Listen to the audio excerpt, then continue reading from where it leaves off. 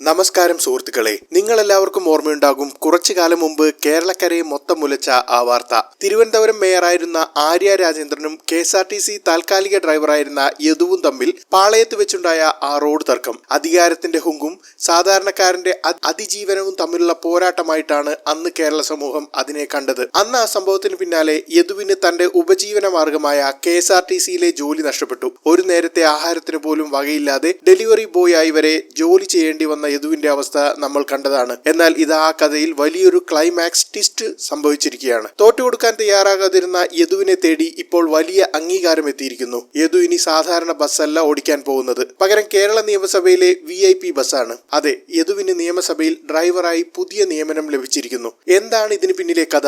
ആരാണ് യദുവിന് തുണയായത്? നമുക്ക് വിശദമായി നോക്കാം. വിശദ വിവരങ്ങളിലേക്ക് കടക്കുന്നതിന് മുമ്പ് എന്താണ് അന്ന് സംഭവിച്ചത് എന്ന് ചുരുക്കത്തിൽ ഒന്ന് ഓർക്കാം. തിരുവനന്തപുരം നഗരമധ്യത്തിൽ വെച്ച് മേയറുടെ കാർ KSRTC ബസ്സിന് കുറുകെയിടുകയും മേയറും ഭർത്താവായ സച്ചിൻ ദേവ് MLAയും ചേർന്ന് ഡ്രൈവർ യദുവുമായി തർക്കത്തിൽ ഏർപ്പെടുകയുമായിരുന്നു. തങ്ങളെ ഡ്രൈവർ അശ്ലീല ആംഗ്യം കാണിച്ചു എന്നായിരുന്നു മേയറുടെ പരാതി. എന്നാൽ മേയറുടെ വണ്ടി നിയമം ലംഘിച്ചാണ് കുറുകെയിട്ടതെന്നും തന്റെ ഔദ്യോഗിക കൃത്യനിർവഹണം തടസ്സപ്പെടുത്തിയെന്നുമായിരുന്നു യദുവിന്റെ വാദം. പക്ഷേ അധികാരികൾ ആരുടെ കൂടെ നിന്നു എന്ന് നമുക്കറിയാം. മേയറുടെ പരാതിയിൽ യദുവിനെതിരെ പോലീസ് അതിവേഗം കേസെടുത്തു. തൊട്ടു പിന്നാലെ KSRTCയിലെ താൽക്കാലിക ജോലിയിൽ നിന്ന് യദുവിനെ പിരിച്ചുവിട്ടു. ഒരു സാധാരണക്കാരനായ യദുവിന് അതൊരു വലിയ പ്രഹരമായിരുന്നു. കുടുംബം പുലർത്താൻ മറ്റു വഴികളില്ലാതെ വന്നതോടെ ജീവിക്കാൻ വേണ്ടി അദ്ദേഹം ഫുഡ് ഡെലിവറി ബോയ് ആയി വരെ ജോലിക്കിറങ്ങി. നിയമ പോരാട്ടത്തിന് വലിയ തുക ആവശ്യമായി വന്നപ്പോഴും പോലീസ് കേസിന്റെ പേരിൽ ഒത്തുതീർപ്പിന് വരാൻ പലരും സമ്മർദ്ദം ചെലുത്തിയപ്പോഴും യദു തന്റെ ഭാഗത്തെ ന്യായത്തിനായി ഉറച്ചു നിന്നു. ഒടുവിൽ പോലീസ് നടപടിയെടുക്കാൻ മടിച്ചപ്പോൾ യദു കോടതിയെ സമീപിക്കുകയും കോടതി ഉത്തരവിലൂടെ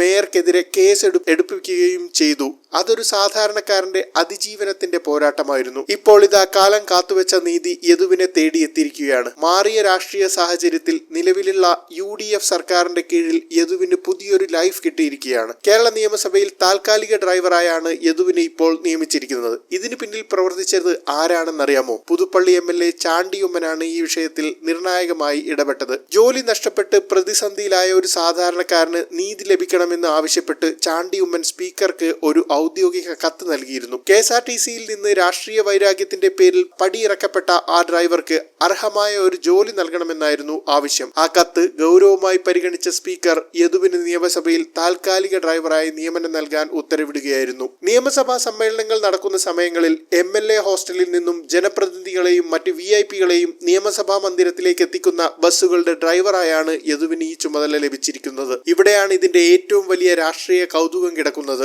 അന്ന് പാളയത്ത് വെച്ച് യദുവിനോട് തർക്കിച്ചവരിൽ ഒരാൾ സച്ചിൻ ദേവ് MLA ആയിരുന്നു. അന്ന് ആ MLAയുടെയും മേയറുടെയും പരാതിയിലാണ് യദുവിന് ജോലി പോയതെങ്കിൽ ഇന്ന് അതേ MLAമാർ പങ്കെടുക്കുന്ന നിയമസഭയുടെ ബസ് ഓടിക്കാൻ യദു തലയുയർത്തി വരുന്നു. ഇതിനെയാണ് കാലത്തിന്റെ കാവ്യനീതി എന്ന് പറയുന്നത്. ഈ നിയമനം കേവലം ഒരു താൽക്കാലിക ജോലി എന്നതിലുപരി വലിയൊരു സന്ദേശമാണ് നൽകുന്നത്. അധികാരം കയ്യിലുള്ളവർക്ക് ഒരു സാധാരണക്കാരന്റെ ജീവിതം അത്ര പെട്ടെന്നൊന്നും തല്ലിക്കെടുത്താൻ കഴിയില്ല എന്നതിന്റെ തെളിവാണിത്. അന്ന് യദുവിന് ജോലി നഷ്ടപ്പെട്ടപ്പോൾ സോഷ്യൽ മീഡിയയിലും പൊതുസമൂഹത്തിലും വലിയ രീതിയിലുള്ള പ്രതിഷേധങ്ങൾ ഉയർന്നിരുന്നു. ഒരു KSRTC ഡ്രൈവർക്ക് ഇത്രയും വലിയ ഭരണാധികാരികളോട് മുട്ടി നിൽക്കാൻ കഴിയില്ല എന്ന് പ്രവചിച്ചവർക്കുള്ള മറുപടിയാണിത്. യദു നിയമ പോരാട്ടവുമായി മുന്നോട്ട് പോയപ്പോൾ പലരും കരുതി അത് വഴിയിൽ അവസാനിക്കുമെന്ന്. എന്നാൽ നിയമസഭയിലെ ഈ പുതിയ നിയമനം യദുവിന്റെ പോരാട്ടത്തിന് കിട്ടിയ വലിയൊരു അംഗീകാരമാണ്. അതുപോലെ തന്നെ പ്രതിപക്ഷത്തിന്റെ ഭാഗത്തു നിന്ന് ചാണ്ടി ഉമ്മൻ നടത്തിയ ഇടപെടലും ശ്രദ്ധേയമാണ്. ഒരു സാധാരണക്കാരന്റെ ജീവന പ്രശ്നത്തിൽ കൃത്യമായ സമയത്ത് ഇടപെടാനും അവന് ഒരു ജീവന മാർഗം ഒരുക്കി കൊടുക്കാനും കഴിഞ്ഞത്